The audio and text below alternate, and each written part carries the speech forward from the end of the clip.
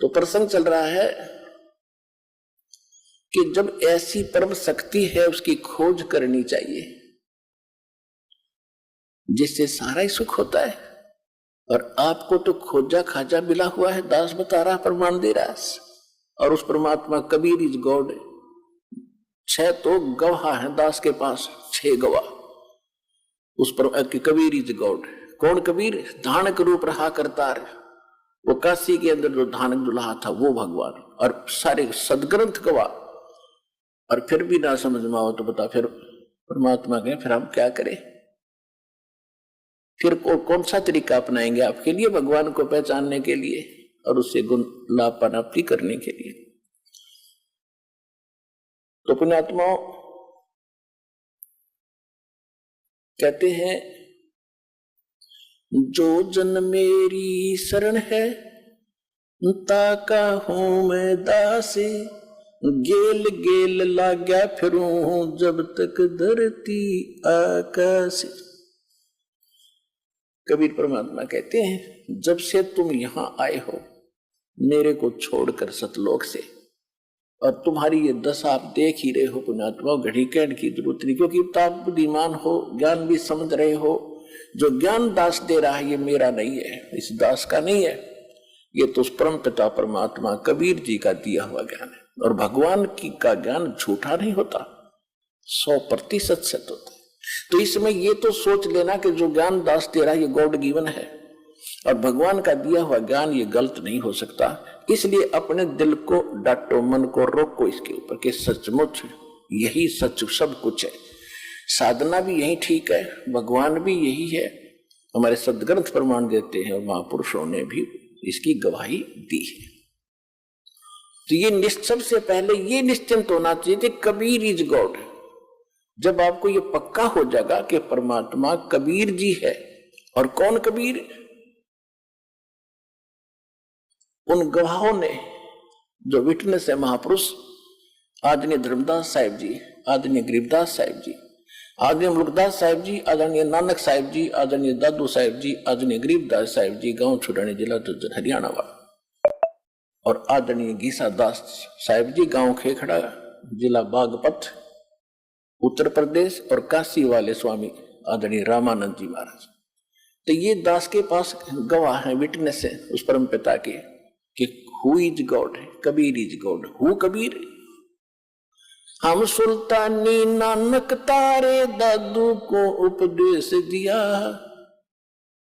जात जुलाहा भेद न पाया वो काशी वहे कबीर हुआ। कि हम सुल्तानी नानक तारे, गरीबदास साहिब जी कहते हैं कि हम सभी इंक्लूडिंग मी, अब्राहिम सुल्तान अधम बलख बुखारे के राजा, मुसलमान, और दादू जी और नानक जी, हम सबको पार किया किसने? वो जाति जुलाहा भेद नहीं पाया वो काशी माहे कबीर हुआ। अनंत कोट ब्रह्मंडे का एक रति नहीं भारे, सतगुरु पुरुष कबीर हैं जो कुल के सिरजनहारे। जो जन मेरी शरण है ताका हूं मैं दासी, गेल गेल लाग्या फिरूं जब तक धरती आकाशी। जो बच्चा गऊ की नजर में यूं साईं को संते, भगतों के पीछे फिरे वो भगत वत्सल भगवंते। हमारे भगवान कौन है? आज तक हमने वो परमात्मा भगत वत्सल भगवान ही नहीं मिला था। हम भगत वत्सल मान रहे थे श्री कृष्ण जी को, श्री विष्णु जी को, श्री रामचंद्र जी को। ये इनके पुजारियों के भगत वत्सल थे, लेकिन इनकी शक्ति कितनी थी, ये कितना लाभ अपने भगत को दे सके थे, ये आपको पता है। तुम कौन राम का जपते जापम, तात कटे न ये तीनों तापम। तुम किस भगवान का आसरा लिए बैठे हो जिसे तुम्हारे 3 ताप भी नहीं कट सकते? 3 ताप के अंदर किसी देव, किसी ऋषि संत का श्राप दे देना, ये 3 ताप में आता है। किसी ने कोई प्रेत बाधा कर देना, किसी के ऊपर कोई जंतर मंत्र करके प्रेत बाधा कर देना, ये 3 ताप के अंदर आते हैं। और भी अन्य बहुत सी ऐसी 3 ताप के अंदर हैं, जैसे आध्यात्मिक, दैविक, आध्यात्मिक, इस प्रकार के ये 3 प्रकार के ताप हैं। देहिक, तो इन सभी तापों का नाश भी परमात्मा कर सकता है। हर तरह के किसी भी प्रकार का कष्ट आध्यात्मिक मार्ग से संभव हो सकता है। लेकिन अब परमात्मा ने ये मार्ग ऐसे समय में शुरू किया है कि हमारे कर्म इतने बिगड़ गए कि उस स्थिति में आने के लिए कि हमारे ऊपर आध्यात्मिक सारी क्रियाएं तुरंत असर करें, उसमें बहुत टाइम लगेगा। हम इतने भक्तिहीन हो लिए, इसलिए मालिक ने आपको वर्तमान में विज्ञान ऐसी दे दी आप ही को कि आपके छोटी मोटी कोई कष्ट शरीर में है तो उसके साथ थोड़ी बहुत जो भौतिकता से भी उसका ट्रीटमेंट करें बॉडी का। तो उसके लिए बढ़िया, आजकल जैसे पहले हमने देखा, हम छोटे छोटे थे, हमारे दादा जी देखे, सिर में दर्द हो जाता, कपड़ा बांध कर और 3-3 दिन दुखी रहते, ना काम कर पाते। एक छोटी सी टेबलेट ले ली, खा कर टेबलेट 10 मिनट में कितना घूमो फिरो, कोई कष्ट नहीं। और उसमें ऐसा सिर में दर्द हो जाए, उसका ट्रीटमेंट ना हो तो भक्ति तो होए कोई ना, और दर्द याद रहेगा। तो मालिक ने आपके लिए ये सब व्यवस्थाएं कर दी हैं। थोड़ा बहुत अपने इस भौतिकवाद का भी सहारा लेना जो मालिक ने ही दे रखा है। फिर कुछ दिनों के बाद क्या होगा, आपको धीरे धीरे इनकी आवश्यकता ही नहीं पड़ेगी। फिर वो आध्यात्मिक क्रियाएं तुरंत काम करने लग जाएंगी जब आपकी भक्ति, धर्म, कर्म उभर जाएंगे। तो पहले ये थे ही नहीं, ये वेद भी बाद में प्रारंभ हुए। सतयुग में तो कोई ऐसा था ही नहीं, भक्ति से ही ये झाड़े ढूढ़े लानिए थे, ये तकरीबन बात सेट थी। लेकिन झाड़े लानिए भी नकली और लवानिए भी नकली, सारे फेल होते जा रहे। तो वो झाड़े अलग चीज, हमने नहीं लगवाना झाड़ा, क्योंकि झाड़ा लगाने वाला अपनी भक्ति खत्म करता है, लवाने वाला उसका ऋणी हो रहा है। हमने ऐसा मंत्र दे दिया आपको, इसको सारे झाड़ों का झाड़ा यही मंत्र है जो हमने आपको दे रखा। इसके बाद कहीं ऐसी गलती ना करना, ये तो एक ज्ञान बता रहा हूं आपको, ऐसा होता है।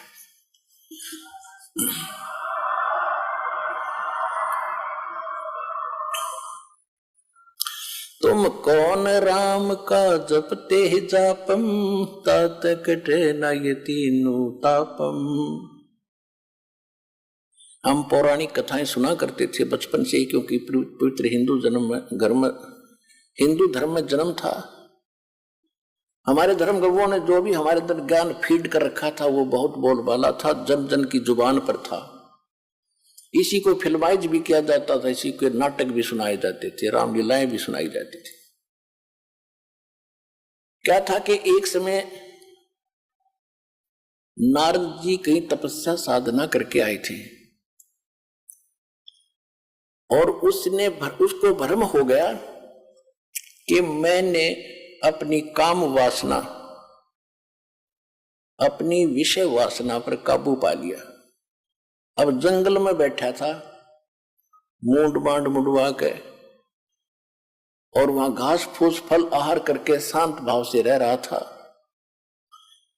साधना करके 1, 2, 4, 10 वर्ष अपने पिता ब्रह्मा जी के पास आए नारद जी, और ब्रह्मा जी ने कहा बेटा साधना करे। कहा जी, क्योंकि ब्राह्मण थे, ब्राह्मणों का काम में भक्ति करना था और तो काम ही नहीं था। बहुत अच्छा बेटा, खूब सफलता मिल गई होगी। कहा जी सफलता मिल गई, अब मैं विषय वासना के अधीन नहीं रहा, मैं शादी नहीं कराऊंगा, आजीवन ब्रह्मचारी रहूंगा, मेरे ऊपर कोई असर नहीं कर सकती कोई भी विकार। ब्रह्मा जी ने कहा कि बेटा बहुत अच्छी बात है, यही काम होता साधु संत ब्राह्मण का, लेकिन ये बात किसी को बताना नहीं होता, आपने गुप्त रखना। उसने तो बालक की आदत तो है, पिताजी जिस वस्तु ने डांटा उसने जरूर कराया करे, अब मना करे ना, उसने जरूर करेगा।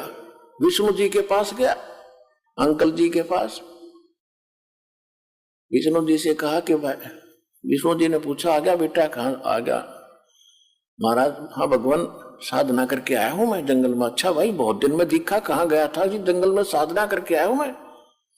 अच्छा भाई, और मैंने अपनी सब इंद्रियों को जीत लिया है। विष्णु जी बोले भाई ठीक है, बहुत अच्छी बात है। अब मेरे कहा कि मेरे ऊपर कोई विषय वासना असर नहीं करेगी। विष्णु जी बोले भाई ठीक है, बहुत अच्छी बात बेटा, भगत का तो काम में ये होता है वासनाओं को काबू करे, भक्ति करो, ठीक। अब ये काल है जालिम, इसने विष्णु जी को प्रेरणा करी कि भाई नारद जी को तो अभिमान हो गया, इसका अभिमान तोड़ना चाहिए। जब विष्णु जी के घर से निकलकर चला, किसी नगरी में जा रहा था, वहां एक मायावी नगरी तैयार कर दी और उस राजा की लड़की का स्वयंवर हो रहा था और वहां खूब चहल पहल और खूब सजा रखी उस नगरी को। नारद जी ने पूछा भी क्या पर्व है आज? नगर के लोगों ने बताया कि राजा की लड़की का विवाह है और इतनी सुंदर लड़की है कि शायद पृथ्वी पर नहीं एक परी उतरी है। और दूर दूर के देश के लोग राजा लोग आ रहे हैं, आज स्वयंवर है, वो स्वयंवर बनेगी, अपने वो मनपसंद पति चुनेगी, लाइन में सब बैठ जाएंगे, वो जिसको चुनेगी वो उसके वरमाला डाल देगी, उसका पति होगा। और वहां फिर गाने बजाने, ढोल ढाल बाजे सब सुरीले। ये ब्याह के ढोल ढाल गीत गात बहुत बुरे होते हैं, ना प्रेरणा हो तो बनगी। अब नारद जी ने सोचा कि अभी देख लेते हैं, गृहस्थ जीवन भी देखना चाहिए। पिता ने ब्याह करवा रखा, चाचा ने करवा रखा विष्णु जी ने, और छोटे चाचा शंकर जी करवा रहे, तो ब्याह में कोई ऐसी बुराई तो है नहीं। यूं सोचकर थोड़ी सी दूर बाहर जंगल में बैठकर आधा किलोमीटर जाकर और प्रार्थना की भगवान से कि साधना की, मैं आज तक आपसे कुछ नहीं मांगा, आज एक वस्तु मांगना चाहता हूं विष्णु जी से। विष्णु जी का रूप मांगना चाहा कर, विष्णु जी बहुत सुंदर हैं और उस रूप को मुझे प्राप्त होते ही लड़की स्वयं वरमाला डाल देगी, कहने की जरूरत ना पड़े मुझे। विष्णु जी आगे बोल बेटा क्या मांगते हो? महाराज ऋषि जी क्या मांगते हो? कि वचनबद्ध हो जाओ। वचनबद्ध हो गया विष्णु जी, मुझे हरि रूप चाहिए, हरि रूप चाहिए, मैं शादी करवाऊंगा, आज मैंने पक्का इरादा कर दिया है। विष्णु जी ने कर दिया तथास्तु। हरि माने बंदर भी होता संस्कृत में, उसका बंदर का मुंह लग गया नारद का। अब नारद जी चला खूब, ने सोचा तू आज बहुत ही हैंडसम है सबसे, और जाकर बैठ गया उस लाइन में जहाँ राजा लोग, जवान जवान बच्चे बैठे थे राजाओं के। लड़की वरमाला लेकर आई, उससे बाईपास लिकट गई। उसने सोचा इसने ध्यान नहीं पड़ा लड़की का, नहीं तो इसने तो सबसे पहले मुझे ही चुनना था। वहां से उठकर दूसरी पंक्ति में जाकर बैठ गया, नुआ कट गए। वहां और 10 कदम दूर कर निकली, उसकी शकल पे भी डर लग गए। तब साथ बैठे एक राजा ने उसको दर्पण दिखाया, तेरी शकल तक देख ले, हमने डर लग गन हो रहा, या तो वरेगी कड़त ने।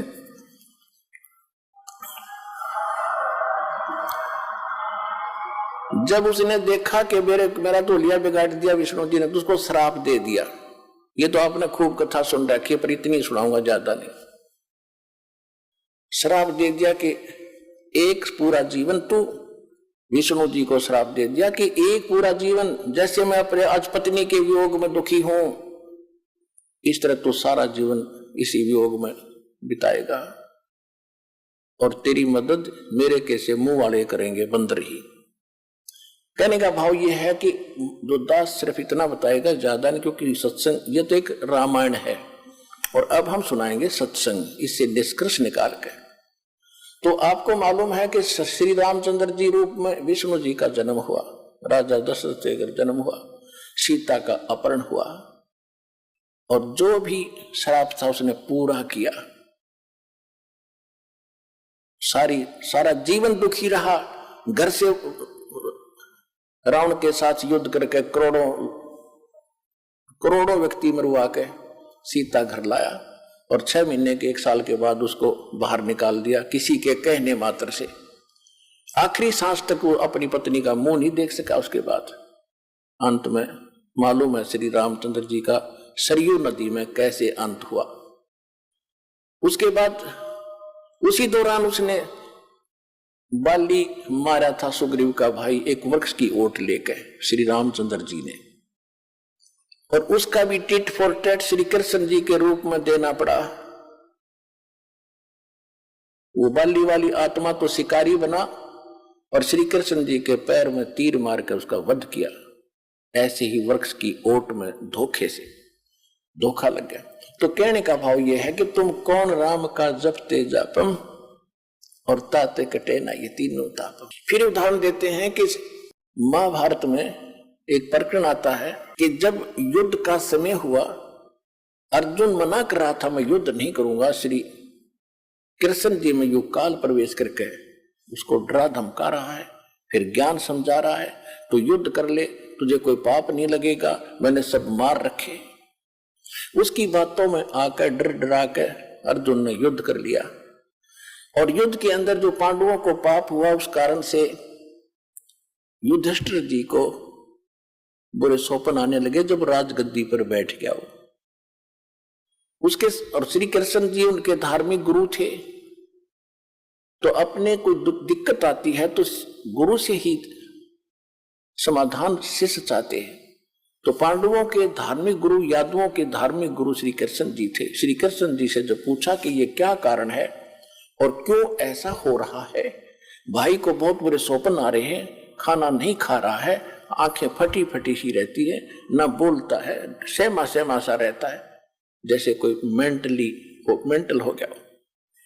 श्री कृष्ण जी ने बताया कि तुमने जो महाभारत में बंधु घात किया, चाचे ताऊ भाई बहन भतीजे मारे, सेना मारी, वो पाप तुम्हें दुखी कर रहा, सेध रहा, वो पाप कर्म तुम्हें आड़े आ गया, इसका समाधान। तो उस समय अर्जुन को महसूस तो हुआ कि युद्ध के समय जब मैं मना करूं था युद्ध करने से, और कृष्ण कह रहा था तू क्यों नहीं करता, तू तो सूरवीर है, क्यों अपने लक्षण को भूल गया है, ये है वो है, और मैंने सबको मार रखा है, तुझे पाप नहीं लगेगा। आज ये पाप कहां से आ गया? तो अर्जुन बोला नहीं, इसलिए नहीं बोला कि यदि मैं टोक दूंगा, अभी मैं आज प्रश्न कर देता हूं कि आप पहले तो कह रहे थे तुम्हें पाप नहीं लगेगा, और आज ये पाप कैसे लग गए? क्योंकि श्री कृष्ण जी ने उसका समाधान बता दिया था कि पूरी पृथ्वी के जितने भी साधु संत और भक्त और जनता है, यानी साधु संत हैं, उनको आमंत्रित करो, एक अश्वमेध, एक यज्ञ का अनुष्ठान करो, यज्ञ, धार्मिक यज्ञ। उसमें ऊपर आकाश में जो स्वर्ग लोक के देवताओं को भी निमंत्रण दो, और उसमें एक शंख रखा जाएगा, शंख जो मंदिरों में बजाते हैं, आपने देखे होंगे, इस तरह का 5 मुख का एक शंख रखा जाएगा।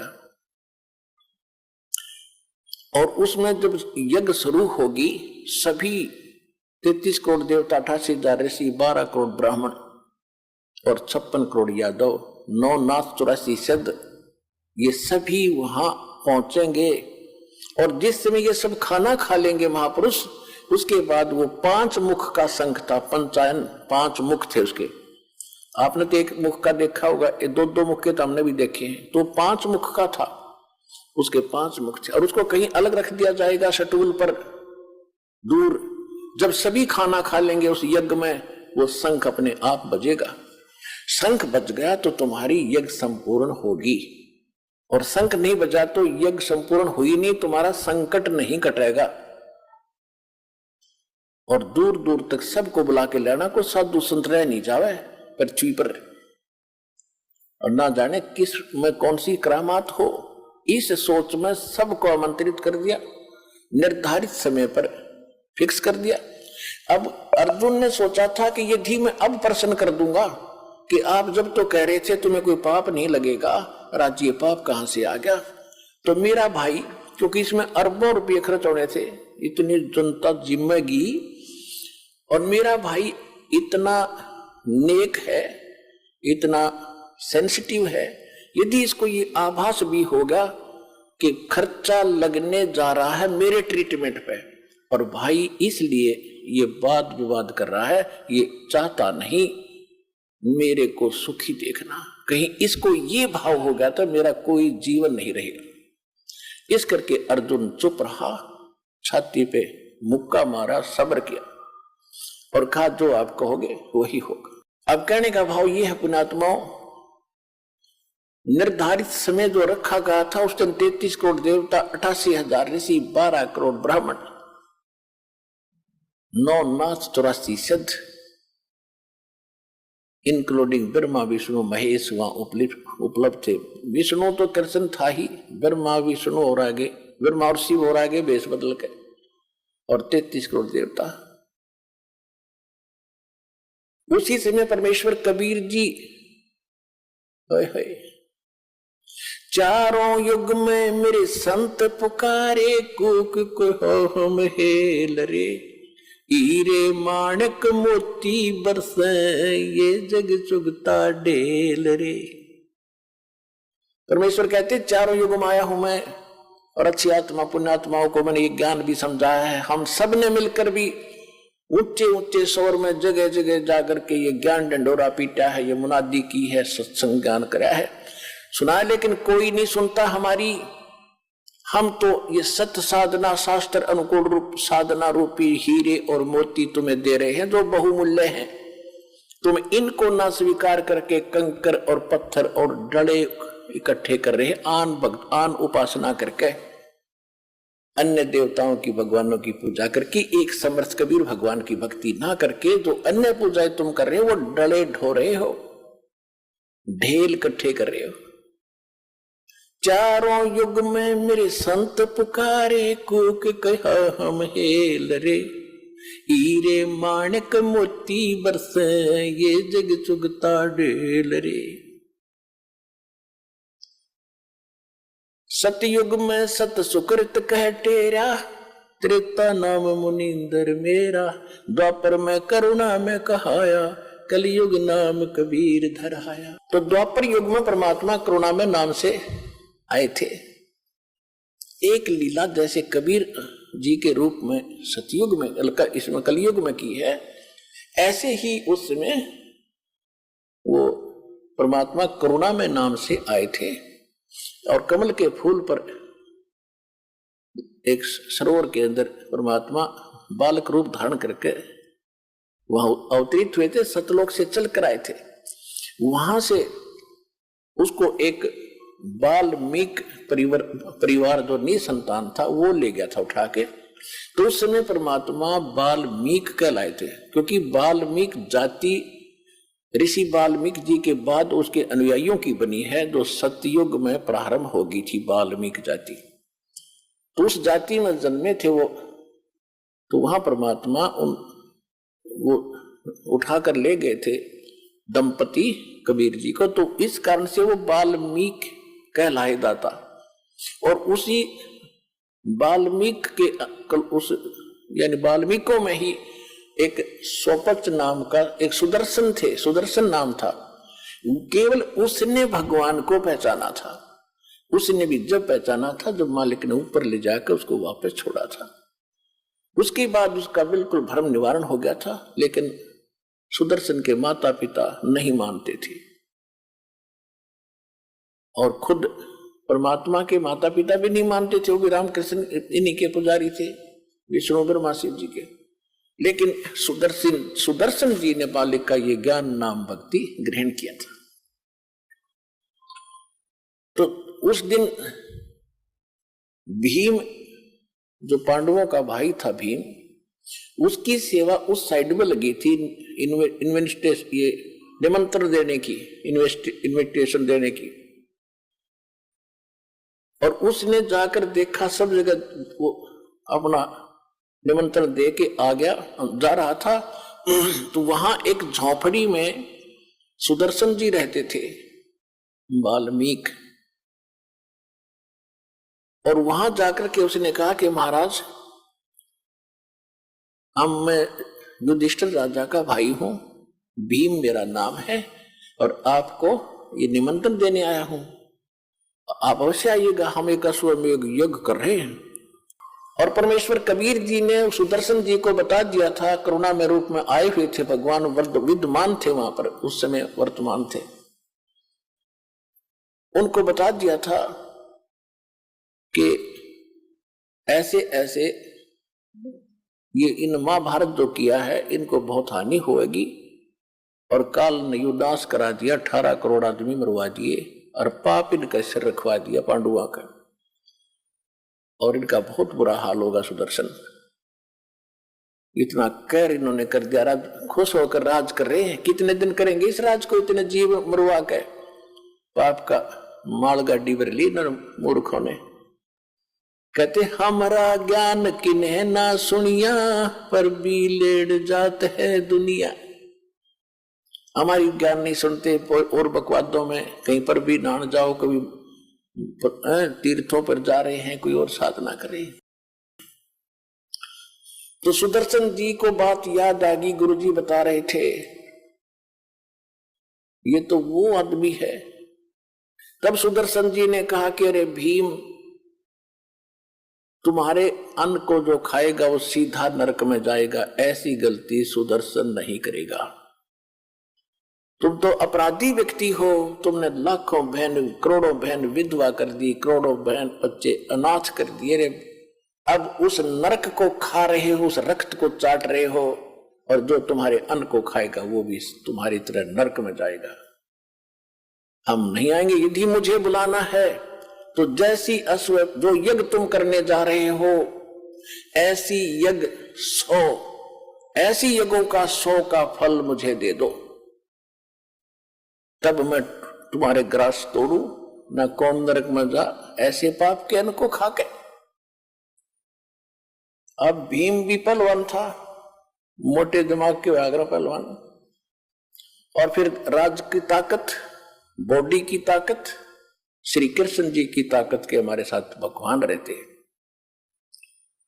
तो कहने लगा कि बाबा जी ज्यादा मत बोला, यदि मुझे मेरे भाई और भगवान कृष्ण का मुझे डरना होता, तेरा मुंह न तोड़ देता पीट पीट के।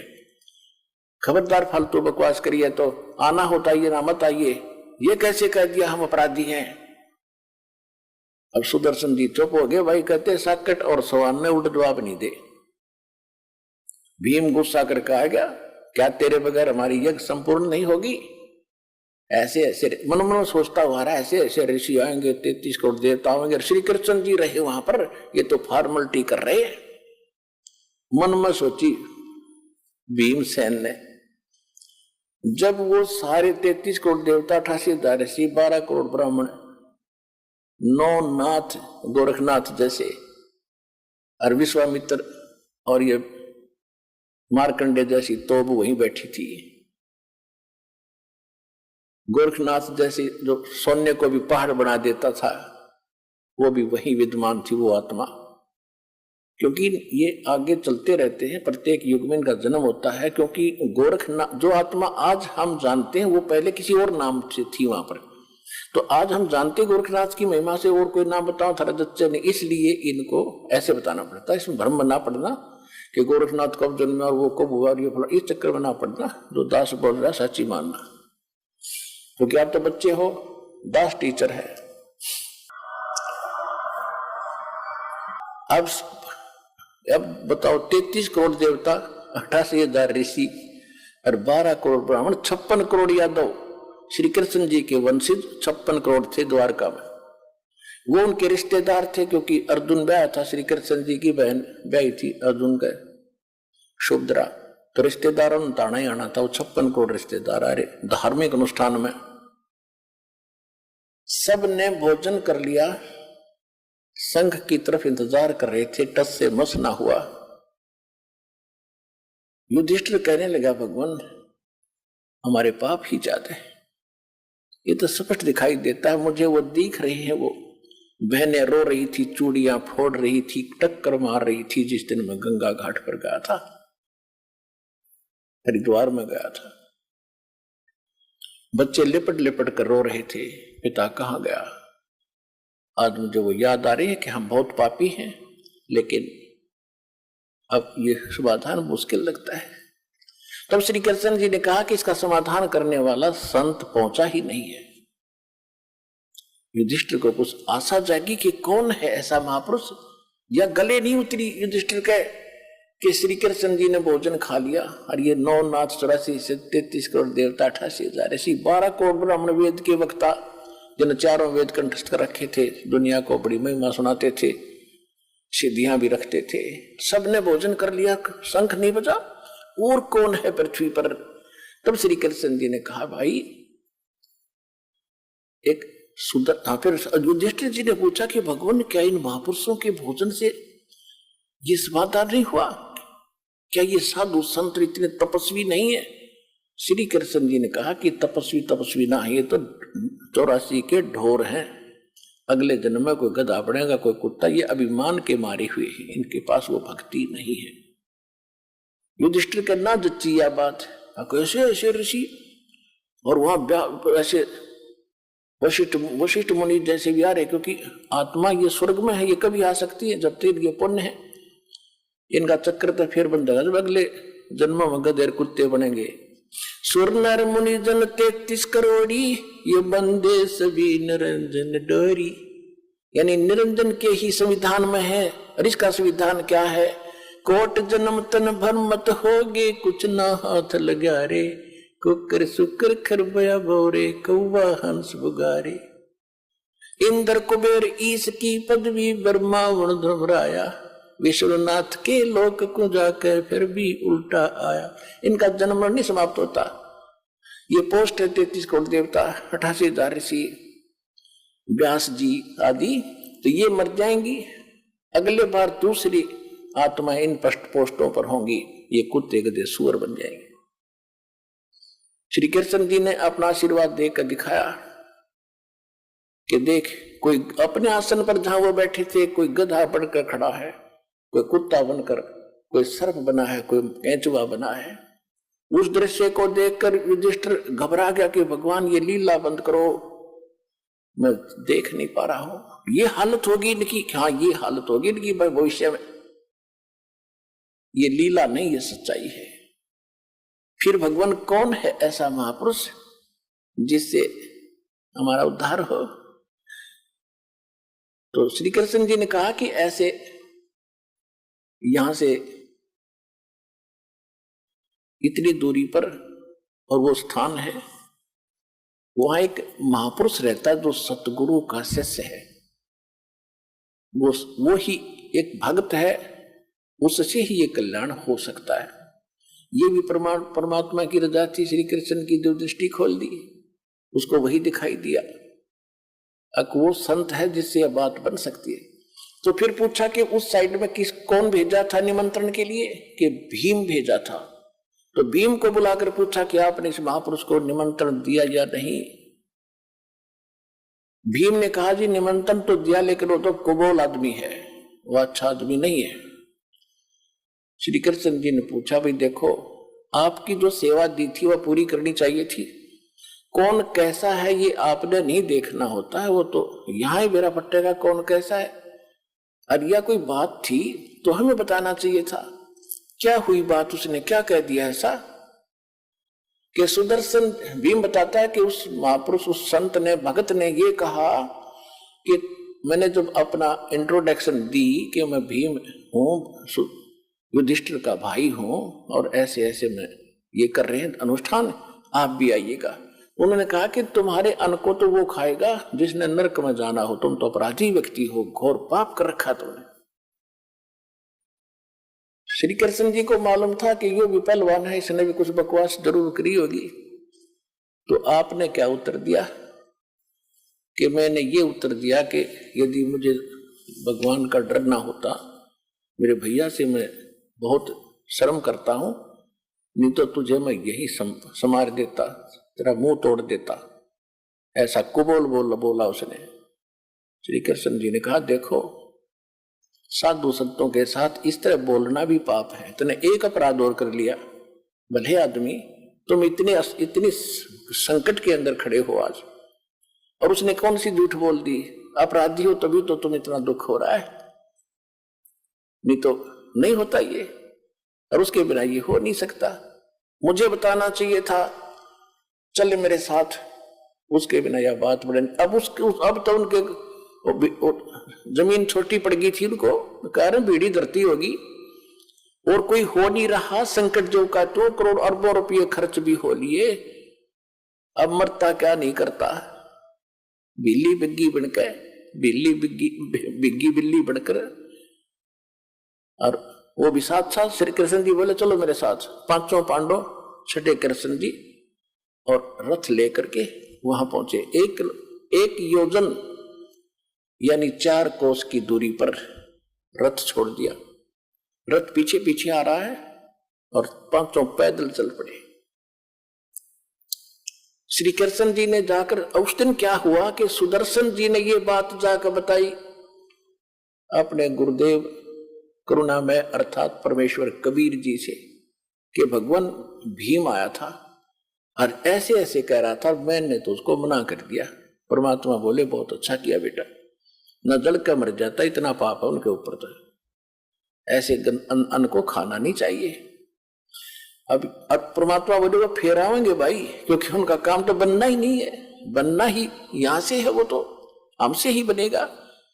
और बेटा अवश्य आएंगे, फिर भी वो आएंगे, नाक रगड़ेंगे तेरे पास, माफी मांगेंगे, वो देख लेना जब उनका काम बनेगा।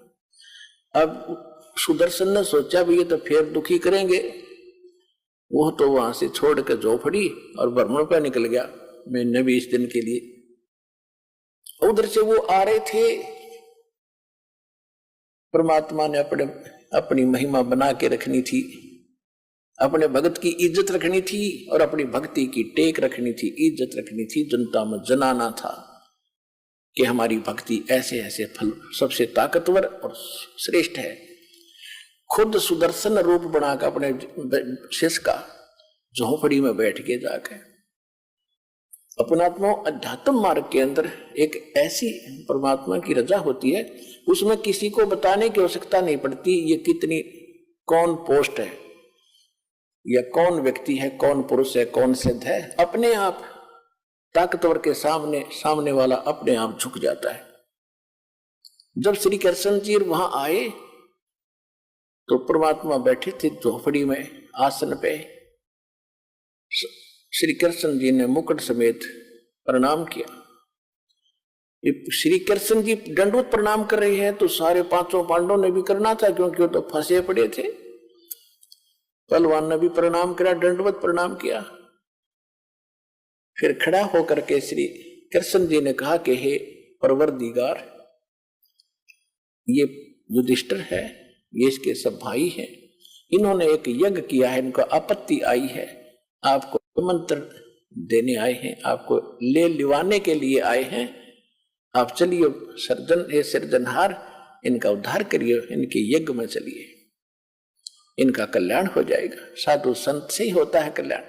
तब परमेश्वर ने कहा सुदर्शन रूप में कि भाई देखो महाराज जी, आप त्रिलोकीनाथ रहे, मैं एक गरीब आदमी झोपड़ी वाला, आप तो समर्थ हैं, आप सक्षम हैं, आप तो लीला कर रहे हो, आप भी तो कर सकते हो। श्री कृष्ण जी बोले नहीं, जिसका काम उसी को साजे और करे तो मूर्ख बाजे, जो तो आपसे होगा भगवान। तो श्री परमात्मा ने कहा, सुदर्शन रूप में बैठे थे, कहा कि भाई मैंने इस पहलवान से बताई थी मेरी शर्त पूरी करो। कौन सी शर्त थी आपकी? श्री कृष्ण जी ने पूछा क्या शर्त थी आपकी? मेरी शर्त है कि 100 भीम ने बता दिया था कि ये शर्त भी रखी उसने कि 100 अश्वमेघ यज्ञ का पुण्य मुझे दो, तब मैं चलूं। इस बात से मुझे और दुख हुआ कि ये आना ही नहीं चाहता। तो श्री कृष्ण जी को वहां पता लग गया था कि ये कंडीशन है महात्मा की असली, तो वह भी उनके ध्यान में थी बात। तो जो ही सुदर्शन रूप में परमेश्वर ने कहा कि मेरी वो कंडीशन पूरी करो जो शर्त मैंने रखी थी, 100 अश्वमेध यज्ञ का फल मुझे दो, तब मैं चलूं। श्री कृष्ण जी ने कहा, अरे पुण्यात्माओं, ये वेद भी प्रमाण देते हैं, खुद भगवान भी प्रमाण देते हैं। चारों युग में मेरे संत पुकारे, कूक कहा हम हेल रे, हीरे माणिक मोती बरसे, ये जग चुगता ढेल रे। चारों युगों में मालिक आते हैं, चारों युगों में यही सूक्ष्म वेद की वाणी बोलते हैं जो दास आज आपको सुना रहा है। लेकिन उस समय ये संस्कृत के ज्ञाता, ये अभिमानी लोग इस लाल को परख नहीं पाते और हमें भी वंचित रखते हैं, स्वयं भी वंचित रह जाते हैं। परमेश्वर ने तो श्री कृष्ण जी ने कहा कि परमात्मा ने वो वाणी बोल ही रखी थी और ये शब्द खंड नहीं होता, सबके अंतःकरण में ये जो का तू जमा होता है।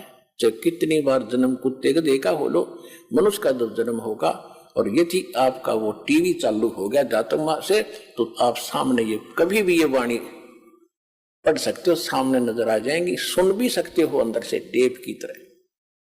तो श्री कृष्ण जी ने कहा, आपकी वाणी है भगवान, संत मिलन को चालियो तजमाया अभिमान, जो जो कदम आगे रखे सो सो हो यज्ञ समान। इस अध्यात्म मार्ग से आपने भी शिक्षा लेनी है कि जिस समय यदि इस सतलोक आश्रम बरवाला में ये दास बैठा है, पृथ्वी पर संत कहो, सतगुरु कहो या दास कहो, जिसके पास वो अनमोल खजाना है जो किसी के पास नहीं है, इससे वो अनमोल खजाना प्राप्त करने की विधि कैसे है? संत मिलन को चालियो तजमाया अभिमान, जो जो कदम आगे रखे ओ हे यज्ञ समान। अब जैसे आप यहां आते हो, अपनी पद, अपनी ताकत, अपनी ऊंची जाति, सम्मान, पद, इसको भूल के आया करो, यहां मत लेके आया करो। ये बीमारी है, ये तो रोग है भयंकर इस जीव के लिए। यहां तो एक दास बनकर आओ। जैसे बच्चा विद्यालय में जाता है, बच्चे कितने बड़े अधिकारी का है, किसी राजा का है, किसी का है, वहां तो एक साथ पढ़ता है, एक जैसा बैठता है और बच्चे उसको खुरकाते धमकाते, इधर बैठ, चलो इधर बैठ। वो उस समय कभी कंप्लेंट नहीं करता अपने माँ बाप को जाके, वो मुझे धमकाता था, वो मुझे खुरकाता है, वो बच्चों की तरह ही रहता है। तो यहाँ आपने आके, चाहे कितना उच्च पोस्ट हो आपकी, ये उच्च पोस्ट तक 2 दिन की है, फिर कई पोस्ट मिल जाएंगी, गधे कुत्ते सुअर की जाएगी, यहाँ ठीक ठाक ना रहे तो वो भारी पड़ जाएंगे आपको। इसलिए यहाँ आकर विनम्र रहे, अधीन रहे, इस मन को सेट करना है। जब तक हम अधीन नहीं होंगे भगवान राहत नहीं देगा। इसलिए श्री कृष्ण, उनको परमात्मा ने लीला करनी थी कि श्री कृष्ण में ऐसी प्रेरणा भरी, उसने जाति दंडोत प्रणाम किया तो 5 पांडवों ने भी किया। अगर वो प्रणाम नहीं करते तो भी रजा नहीं बख्शते दाता। ये नियम है दाता का। सबको पहले किसको भी कहते सोचल छिद्र मैं करूं, अपने जन के काज, अधीन होना पड़ेगा भगवान के निकट आने के लिए। अहंकार से भगवान 100 कोस दूर है। तो श्री कृष्ण जी ने कहा कि आप ही का वचन है भगवान, संत मिलन को चालियो तजमाया अभिमान, और जो जो कदम आगे रखे ओ हे एक समान। यानी इस प्रकार आने वाले भक्त को इस सतलोक आश्रम बरवाला में वही पुण्य मिलेगा जहां से आप चले हो, कहीं से चले हो। और कदम बोला मालिक ने ऐसे, चाहे आप ट्रेन में आए हो, चाहे आप किसी चीज में आए हो, वहां से यहां तक के कदम नाप देगा आपके, और उतने ही यज्ञ का पुण्य आपके अकाउंट में लिख देगा, जो यहां बिल्कुल मर्यादा में रहेंगे आकर के।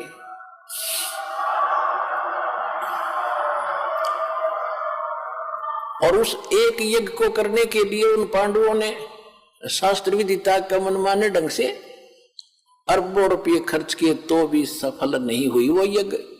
और वो पुण्य आपको यहाँ आने वाले को मर्यादा में विनम्र भाव से, निष्कपट भाव से और सीधा साधु भगत से यहाँ भाव से रहकर दर्शन करने से, सत्संग सुनकर जाने से लाभ हो जाता है। तो श्री कृष्ण जी ने कहा कि हे दाता,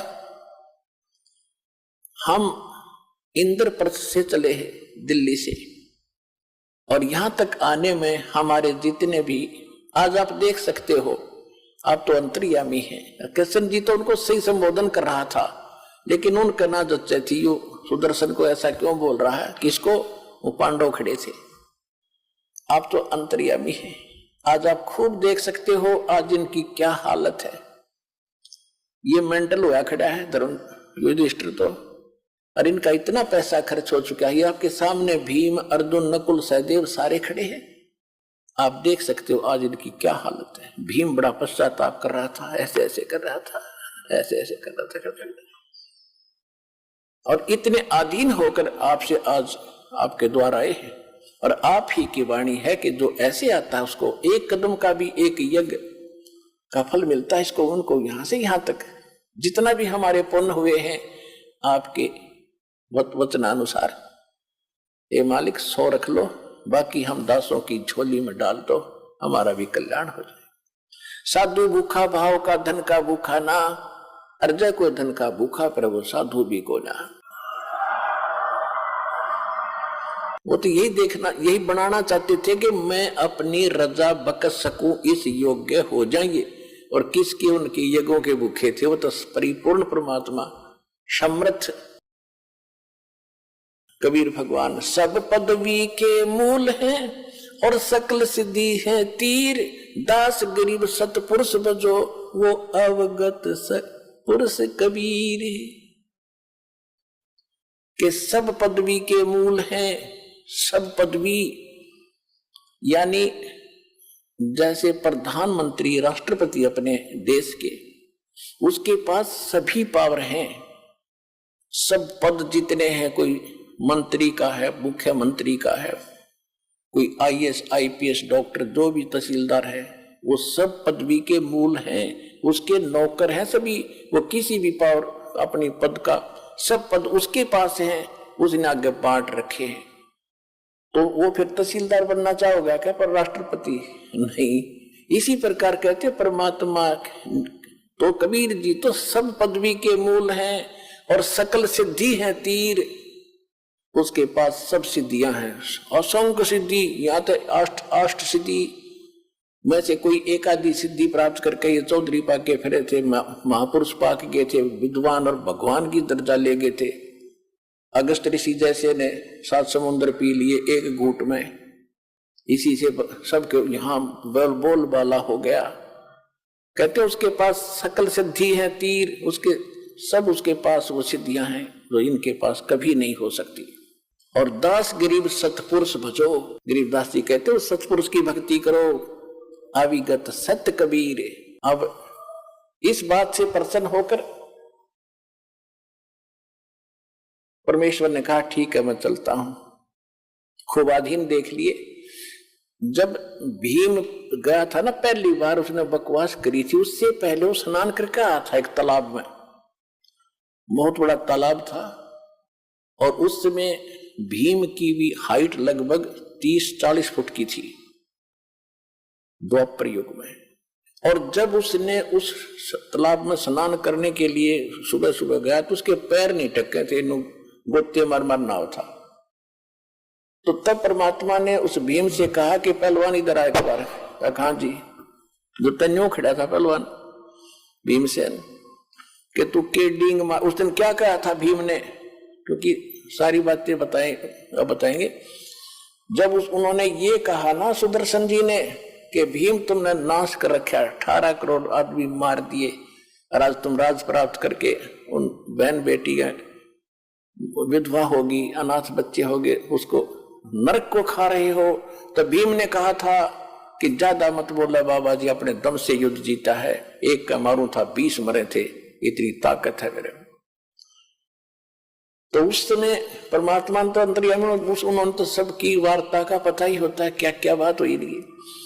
तो परमात्मा ने कहा कि सुदर्शन जी रूप में कि भीम जिस दिन आप पहले आए थे, जब ये कह रहा था एक का मारू था 20 मरे थे, मेरे में ताकत है, तेरे जैसे ताकतवर नरे जा लिए तो पासिंग भी कोई ना भाई।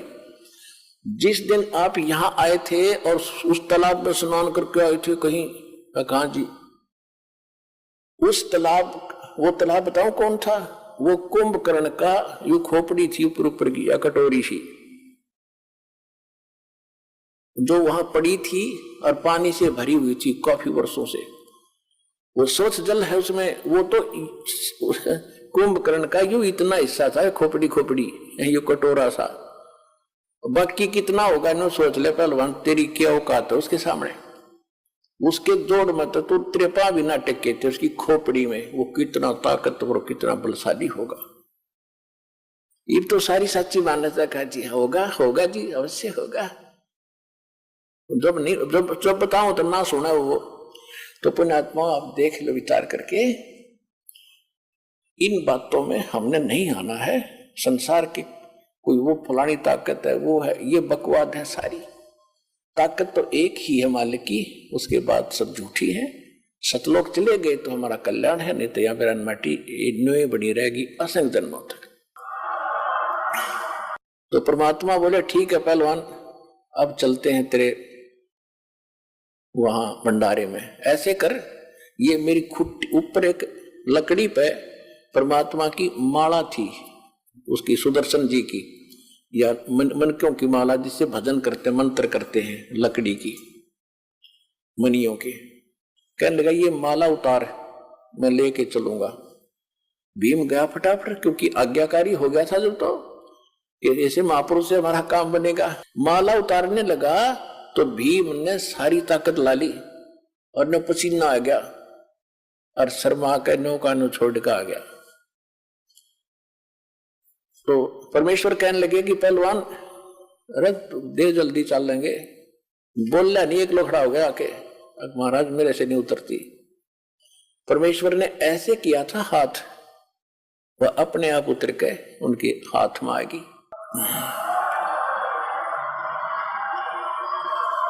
अपने आत्माओं संत चमत्कार नहीं करते, उनसे आपा हो जाते हैं। और ये अगर मालिक थोड़ा सा ना करते, अगर ऐसा नहीं करते, तो भीम इनका थोड़ा बहुत भ्रम बना रहता। तो वो तो एक ट्रेलर दिखाया था परमात्मा ने, ताकि इनका दिल डटा रहे, वहां तक इनका सब्र बना रहे। और फिर मालिक की वेशभूषा कैसी थी? जंगल में रहने वाले फटी पुराने कपड़े, धोती लपेट रखी हुई, ऊपर रखे कपड़े उपड़े होते नहीं थे, और पैरों में बुआई फटी हुई, यानी मतलब जैसे काफी दिन स्नान हुए, गांव में से रहते हैं। इस वेशभूषा बैठे जाता, बाल बुढ़े हुए, छोटे छोटे दाढ़ी बढ़ रही, तो लेकर चल पड़े रथ में बैठा के। और वहां बैठे 33 करोड़ देवता, 88,080, 12 करोड़ ब्राह्मण, 9 नाथ 84 शब्द। और सभी जब उन्होंने देखा कि ये संत लाए हैं ये, और इससे कहते हैं कि ये शंख बजेगी, तो वो सभी जो उपस्थित थे, वो सभी देवता वगैरह, वो क्या कह रहे थे आपस में कि इनके पाप ही ज्यादा है भाई, ये तो इनको भोगने ही पड़ेंगे, ऐसे थोड़ा ठीक होते हैं। यानी अपना ऊपर दोष कोई नहीं लेता कि हमारा ब्यों तो नहीं इसको ठीक करने का, हमारे अंदर अभिमान है ये। तो जब उसको लेकर आए तो सभी ने अपने परने मुंह पर लाकर हंस रहे हैं कि ये बजाएगा इनका शंख, ये भी भ्रम मिट जाएगा इनका। अब श्री कृष्ण जी ने द्रौपदी जी से कहा कि द्रौपदी बहन, ये महापुरुष है जिसे तुम्हारा युग काम बनेगा। नहीं तो सबके, वो तो बहुत दुखी हो रहा था सारा परिवार, काम नौका नो, पैसे सारे खर्च लग हो गए और संकट निवारण हुआ नहीं। यो 3 ताप का कष्ट भी ना मिटा। प्रेत बाधा थी, प्रेत बाधा थी धर्मदास उसको, धर्मराज युधिष्ठिर को, और वो भी इतना हट्टी। तो द्रौपदी से कहा कि बहन ऐसे कर, श्री कृष्ण जी ने कहा कि बहन बढ़िया भोजन बना, ये महात्मा रोटी खाओगा, भोजन खाएगा तो शंख आपका काम पूरा होगा। अपूरी आत्माओं ऐसी सचिथी में और नहाकर धोकर स्वच्छ तरीके से बड़ा एक आइटम द्रौपदी ने अपने हाथों बनाया। कदे कोई नौकर गलती कर दे और महात्मा ने स्वादिष्ट ना लगे, क्योंकि ये ऋषि ऋषि देशी होया करे, ये ऋषि लोग थे, ये तो न सोच ले सर्प थे, सर्प विषैले, इनकी सेवा में थोड़ी सी कमी रह जा श्राप दे दे। पुण्य तो दूर की बात है, पाप पहले दे दे, लेकिन साधु संत कभी श्राप नहीं देते। साधु संत श्राप नहीं देते, ये तो नकली लोग दिया करते। तो द्रौपदी ने भोजन बना के मैं बनाऊंगी, कहीं कोई त्रुटि ना रह जा किसी नमक मसाले में बनाने में। बना के भोजन नारी नारी आइटम, जलेबी न्यारी, कचौड़ी न्यारी, पकौड़ी अलग से, लाडू, दही बड़े, हलवा, पूरी, कचौरी सब बना के बड़े से थाल में कटोरियों में डाल के और महात्मा जी के सामने खुद परोसा। अब परमात्मा ने क्या किया, कटोरी तो न्यारी रख दी अलग अलग, उनमें से थोड़ा थोड़ा भोजन डाल लिया, सब आइटम ले लिए थोड़े थोड़े, भी मेहनत करी है बेटी ने, और थोड़ा थोड़ा इतना सा सारा डालकर थाली में इकट्ठा करने लग गया। अब द्रौपदी ने सोचा था कि महात्मा घास फूस का खाने वाला, जंगल में रहने वाला, ऐसा भोजन बना दिया, उंगली खाओगा उंगली चाटेगा और 100 जगह मेरी महिमा बांटेगा कि भोजन बनाया द्रौपदी ने। भाई ऐसा भोजन सुना ही नहीं, देखा भी नहीं इतना स्वादिष्ट। अब उसने बनाया तो इस दृष्टिकोण से था, सभी बहनों की यही एक टेंडेंसी होती है कि अतिथि आ जावे तो कोई मेरे बनाए हुए भोजन में त्रुटि ना रहे, कहीं ये बाहर जाके मेरी बुराई करे कि ऐसी बहन थी उसने कुछ भोजन भी ना बनाना आया। तो अपने सामर्थ्य से अच्छा भोजन बनाती है, यही द्रौपदी ने किया। जब उसने देखा द्रौपदी ने कि इसने तो सारा काम बिगाड़ दिया, सारा गुड़ गोबर कर दिया, सारी इकट्ठी कर दी, टेस्ट नहीं लिया किसी वस्तु का, और मैंने 2 घंटे तक दो में आंख फुड़वाई, लकड़ी से चूल्हे पर बनते थे आइटम, तो मन मन में बहुत बुरा भला कह दिया महापुरुष के प्रति कि जिसी सकल इसी अकल, शूद्र का शूद्र ही रहा, इसने खाने का भी नहीं पता, ये काहे का शंख बजाएगा, काहे का ये काम पूर्ण करेगा, ये मन बड़ा दुष्ट है, 1 मिनट में काम बिगाड़ देता है। अब वो तो अंतर्यामी थे, द्रौपदी में के बकवाद भारी है, अहंकार था उसके अंदर कि मैं राजा की रानी, मैंने खुद भोजन बनाया, राजेश ने ये क्या कर दिया, कोई खाने का भी नहीं पता इसको, मेरे को एक बार भी ना सराया। परमात्मा अंतर्यामी थे, अब उसमें वह मरोड़ रही थी, अहंकार था। जब तक अहंकार है भगवान मदद करेगा नहीं, उसका वो अहंकार तोड़ना था, उसका बल काटना था, तो उसमें मरोड़ी रह रही थी थोड़ी बहुत, बल टेढ़ा मंड रह रहा था, वो टेढ़ापन ठीक करना था द्रौपदी का। परमात्मा ने क्या किया, जितना भी वो सामान थोड़ा थोड़ा इकट्ठा पदार्थ मिलाए थे, इकट्ठा करके एक बार खाया। जो शंख रखा था टस से मछली हो रहा था, उसने एक बार आवाज की और बंद हो गया, सबका ध्यान गया, खुशी की लहर दौड़ गई कि हो बढ़ गई बात। दूसरी बार फिर खाया, दूसरी बार फिर शंख ने आवाज की, फिर बंद हो गया। 5 बार में उसने सारे आइटम को खा लिया जो डाल रखा था थाली में, तो 5 ही बार में वो शंख बजा और बंद हो गया। परमात्मा ने वह थाली चाट दी और साफ करके रख दी। अब युधिष्ठिर ने कहा कि भगवान ओहो निहाल हो गए, ये परमात्मा कहाँ छुपा था ये रुस्तम, ओहो ये तो परम संत है, आपने बड़ी दया करी, ये आप ही का आशीर्वाद है इसके ऊपर। कृष्ण जी बोला मेरा आशीर्वाद ना है, ये तो आशीर्वाद किसी और का है, तुमने उसका पता नहीं, ये आशीर्वाद तो कोई और है, ये खुद आशीर्वाद दिखा है मैंने, तो आशीर्वाद नहीं है इसके पास। तो फिर कृष्ण जी ने कहा कि भाई बात सुनो, ये अभी बात बनी नहीं। क्यों नहीं बनी भगवान, क्या बात हो गया? कि इस शंख ने तो बहुत देर तक बजना चाहिए था और इतनी जोर की आवाज करनी चाहिए थी, स्वर्गलोक में इसकी आवाज जानी चाहिए थी, अभी बात बनी नहीं भाई। अब कलेजा पकड़ लिया युधिष्ठिर ने कि भगवान अब किसको लाओगे बुला करके? श्री कृष्ण जी ने कहा कि भाई कोई बुलाना शेष नहीं है, ये महापुरुष जो बैठे है ना, ये परमात्मा है, खुद ने सोच लो, परम शक्ति है, और इसके एक बाल के बराबर भी ये 3 लोग नहीं है। द्रौपदी युधिष्ठिर अपने घर में किसी ने कोई गलती कर रखी है भाई, पुण्यात्माओं देखो, सतलोक आश्रम बरवाला जिला हरियाणा में सभी भक्त आते हैं और सबको एक ही जैसा आशीर्वाद, एक ही जैसा मंत्र सबको दिया जाता है। एक तो आता अगली बार कूदता हुआ, जी मैं ये ठीक हो गया, मुझे ये लाभ हो गया। दूसरा कहता मैं 5 बार आ लिया, मुझे कोई लाभ नहीं हो रहा। पुणात्माओं, जब पावर हाउस एक और उसी से कनेक्शन सबको दे रखा, एक की बिजली जल रही है, पंखा चल रहा है, दूसरे का नहीं जग रहा है, तो तेरा पंखा खराब है, उसने ठीक करा भाई, जगेगा। सतगुरु के दरबार में कमी काहे की ना, हंसा चूक नहीं पावता, तेरी चूक चाकरी मां, अपनी त्रुटि ठीक करे।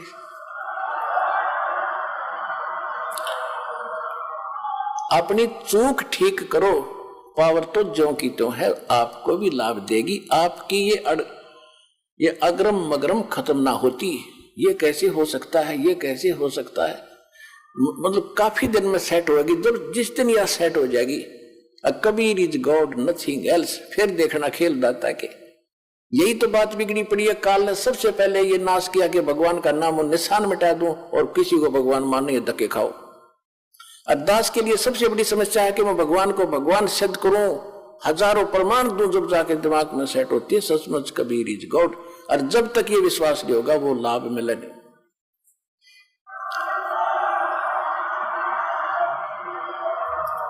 जैसा कि आप परमात्मा को जब भोग लगता है, एक शब्द सुनते हो, मोकू का खोज ढूंढे रे बंदे, मैं तो तेरे पास में, ना तीर्थ में, ना मूर्त में, ना काशी कैलाश में। लास्ट में फाइनल करते हैं, कह कबीर सुनो भी साधो, मैं तो हूं विश्वास में, और सब श्वासन के श्वास में। जो नाम तुझे दिया गया उसका जाप कर, और जिस दिन तुझे विश्वास हो जाएगा कबीर इज गॉड, सब कुछ कर सकता है, हृदय मान लेगा तेरा, उस दिन देख मेरे खेल।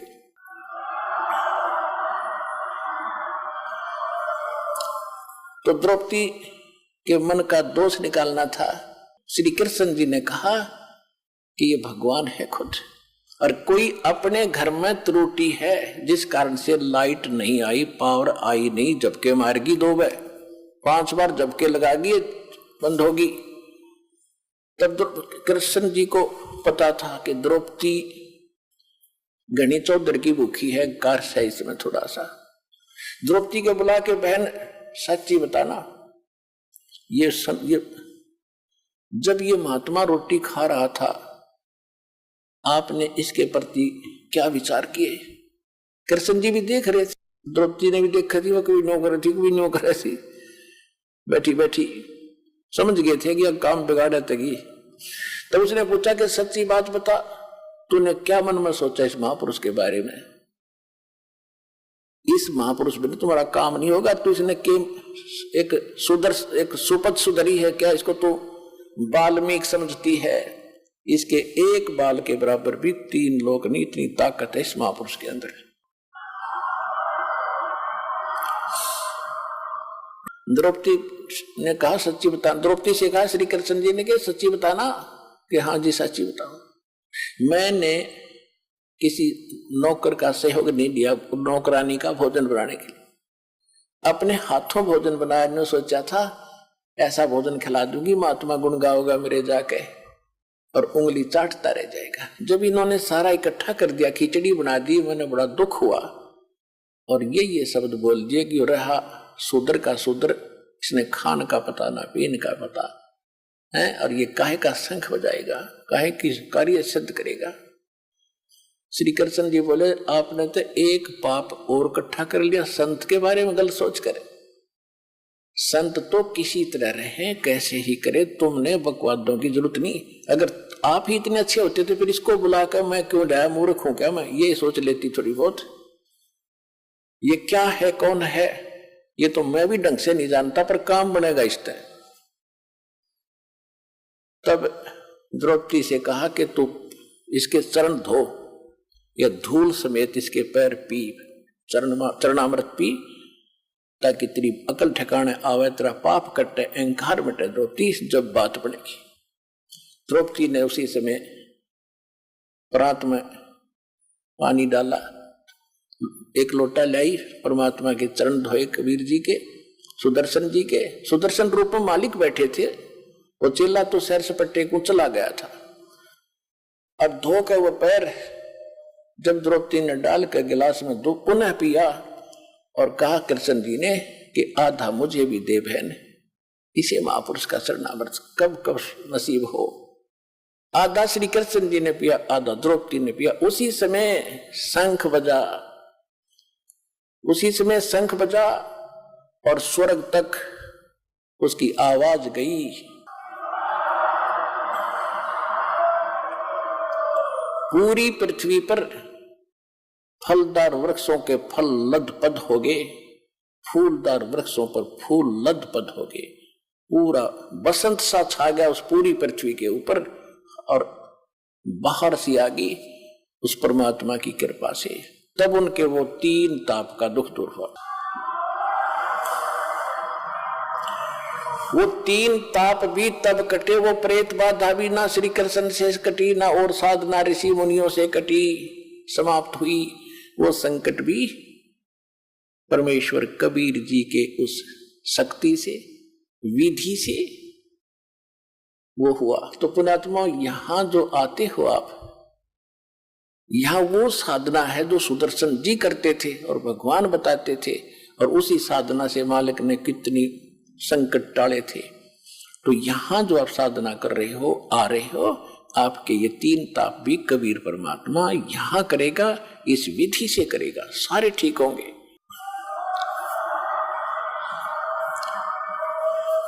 उस समय परमात्मा ने 1 घंटा सत्संग किया खड़ा होकर के, और सुनाया कि कोट जन्म तेरे भरमत हो गए, कुछ ना हाथ लगा रे, कुकर सुकर खरबा बोरे कौवा हंस बुगारे, मन तू चल रे सुख के सागर, जहां शब्द सिंधुरत नागर। अब वो बात उनके गला उतरे नहीं, क्योंकि सारे ऋषि पाक रहा, कोई देवता बना बैठा, श्री कृष्ण जी राजा बने बैठे, युधिष्ठिर जी राजा बने बैठे। वह गले उतरी नहीं उनका किसी का, जो भगवान बताना चाहते थे कि चलो उस लोक में 4 मुक्ति जा चंपी करती, सतगुरु मिले तो इच्छा मिटे, पद्मल पदे समाना, और चल हंसा उस लोक पठाऊं जो आधर्म अमर स्थाना। 4 मुक्ति जा चंपी करती, माया होरी दासी, दास गरीब अभय पद पर से मिले राम अविनाशी। आप वहां चलो जी, किसी चीज का भाव नहीं, लेकिन नहीं मानने कोई भी। परमात्मा उठकर आ गए। अपनात्माओं, तुम कौन राम का जपते जापम, तात कट न ये तीनों तापम। आज दास के पास वो भक्ति है जो भगवान ने सुदर्शन जी को दे रखी थी। उसको केवल और 5 नाम का ही मंत्र दिया था, लास्ट में दिया था कति 2 मंत्र और उसको 3। कति लास्ट में जब देख लिया कि कभी काम बिगाड़ ना दे, तब उसको दिया था, जब उसको पार करा था। और अब भंडारा खोल देना, क्योंकि हम तो ज्यादा कर्महीन हो गए। अब से ही ये सब कर्म करने लगेंगे, दान का, धर्म का, यज्ञ का, सब सुमरन, तब हम उस अतिथि में हमारी भक्ति आएगी। जिसको जितना धन हम वहां से लेकर आए थे भक्ति का, उतना ही तैयार करना पड़ेगा हमने वापस वहां जाने के लिए।